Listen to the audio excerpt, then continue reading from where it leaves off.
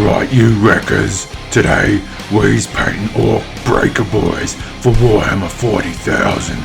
So wind up them smash hammers and let's do some hobby.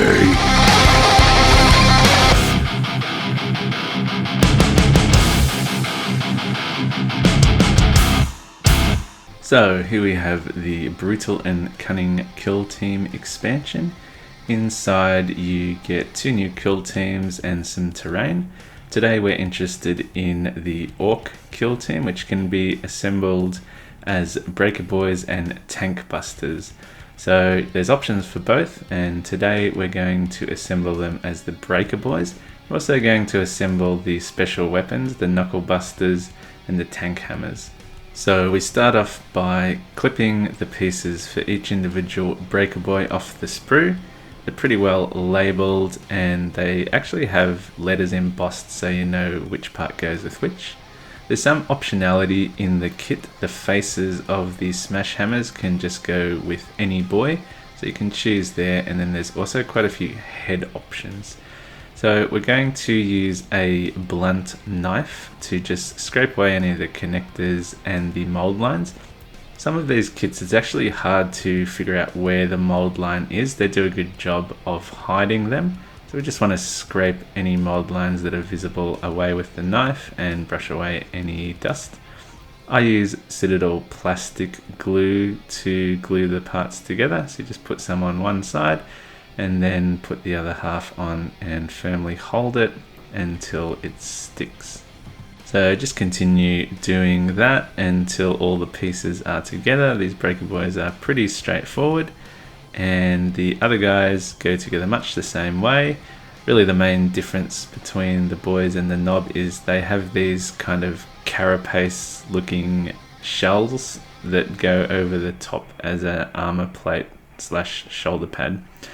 So I've assembled the tank hammer here and the knuckle busters here, and the kit also comes with a couple of bomb squigs, so I'm just going to do the same, assemble those with plastic glue. Now once they're all done, one thing is there are some visible gaps between the pieces, and I like to use sprue glue. It's just plastic glue mixed with some sprue to fill those gaps, so it looks a lot nicer once the model is painted. Just carefully brush it in and then wait for it to dry, and then I just use a knife similar to a mold line just to smooth it out by scraping it and then just brushing away any of the plastic dust that's remaining. So now I'm going to spray paint them. So I use Wraithbone and start off with the skin. So I use Plaguebearer flesh as the basis for my orc skin. So just use a medium-sized brush and get it all over the skin parts of the orcs. So just work your way around, and this gives a nice base for a deeper color. You can see there, it's all finished there. So I use 2 paints mostly to paint my orcs, Militarum green, and I can use contrast medium as well to thin down the Militarum green. To give a sort of lighter shade to vary the tone of my orc skin boy to boy. I also use Creed camo to give a bit more variety to the skin, so some of my boys I'll paint in that.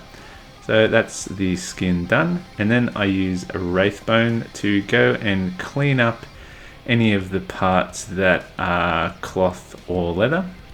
So I'll move on to that part now. So I use a variety of dull colors to paint their pants, their boots and their shirts. So I try to mix it up so every boy has different coloured pants, shirt and boots, and then there's a variety with each model in the squad. It just maximizes the sort of ragtag random look. So just go around and each individual boy just paint those 3 parts.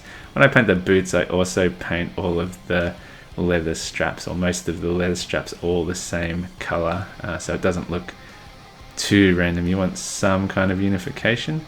So it looks like that. Now I'm going to start on the armor plates. I use Nasdreg yellow thinned down with a little bit of contrast medium.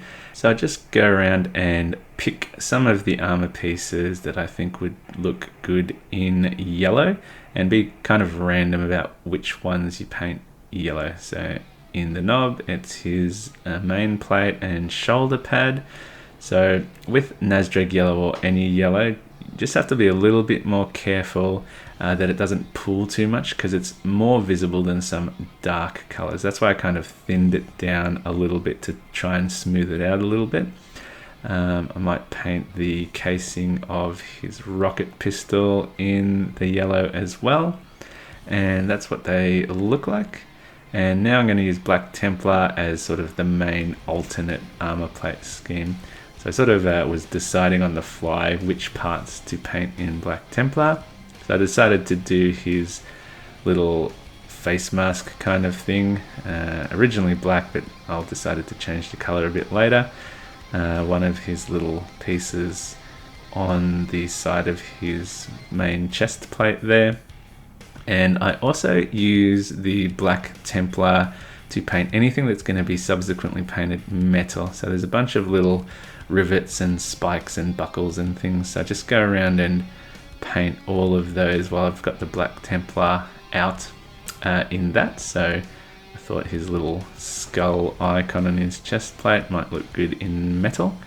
So that's what they look like. It's starting to come together. I use 4 main metals. Lead Belcher is the primary one. So there's most parts I will do in Lead Belcher, but I use the other metals to introduce a bit of variety and again randomness. So just go around and pick the parts that I want to be silver or iron. Here's where I decided I actually wanted his face mask to be silver instead of black, and his little details on his shoulder pads. I think anything like with hard metal surfaces I like doing in silver, or spiky ones, sharp ones. Then I use some of the other ones. So this is Balthazar Gold to do some of the little detail plates, and his skull icon on the chest plate. Decided to do that one in a Balthazar Gold. And his alternate shoulder pad there. I just got some spillover on his little drill thing, so just wipe it off. Next I've got some Screaming Bell to do some of the copper parts, this spring and the exposed wire that's hanging off his smash hammer. And then I use some Retributor armor just to do some of the gold parts, like the chopper on his back and his earring. So this is what they look like now. And then I use Agriax Earthshade to give all of that a fairly liberal wash. So all of the metals. You could use Nuln Oil. I like Agriax Earthshade because it gives a really grimy, dirty texture as well as shading it. So now I'm going to continue using a bunch of leather, dull kind of colors to do all the other little bits and pieces. So the cloth on his front, did it in Black Templar. The handle of the chopper, the handle of the smash hammers. They have like a bunch of little leather parts all over them. Here the scabbard for his chopper, I'm doing Gore Grunter fur. This is Skeleton Horde for the little wraps holding his wristbands on. You also use Skeleton Horde for any of the teeth and their fangs and claws. I might as well do them all while I've got the Skeleton Horde out. And I'm going to use some Flesh Tearers Red as like a feature color for some of the wraps on the handle of the smash hammer. So the knob can have one and one or two others. So then I keep going with some bright colors. First for some alternate plates in white, Apothecary White. And I decided to do a little boss pole in Blood Angels Red, just to give some more variety. And then all of the little cables I do in bright colors. So this is Warp Lightning. I've got some Talasar Blue there for some of the other ones. And the knob especially has some rockets on his back. So I'll do those in various colors. This is Creed Camo for one of them. And it's at this point I had to go to a tournament. So I put them on the bases even though they weren't quite finished. So once I got back from the tournament, I'm going to finish them off with some Necron Compound. Just doing some light dry brushing over the Lead Belcher. Then for their faces, so any of the gums I'm going to do in Shyish Purple. And then for their eyes, I do them in Ceramite White first, and then a spot of Blood Angels Red. So now I'm going to do some final details, some little decorations. So I use Wraithbone to trace out some like flames on some of the parts that are black or yellow. And then I wanted to give a couple of these guys some racing check marks. So I use the Wraithbone to just carefully trace out some alternating squares to make that sort of checker pattern. I'll do some black flames to contrast with the yellow flames on the yellow armor pieces. So yeah, just make some sort of wiggly lines to make the flame. And then any of the flames that I did white, I'm going to go back over them in the Nazdreg yellow. And with that, the Breaka Boyz are done. So I'm going to do the squigs. Going to do one in Leviathan blue and one in Vulpes pink. So how I paint squigs normally is I sort of saturate the top half of them in a darker color, and then I sort of immediately go into a lighter color for their underside. In this case I used ultramarines blue. I probably should have gone a lighter color, and then I used some contrast medium to sort of blend that darker and lighter color together a little bit. And then I just paint all their details the same way as if they were boys. So there's some straps and bombs. They also have their teeth, so I do them their gums in a variety of colors, not just shyish purple, and that's what they look like finished.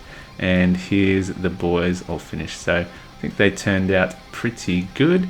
I used them in the tournament and they didn't actually get to do much fighting against vehicles, so I hope that changes in the future.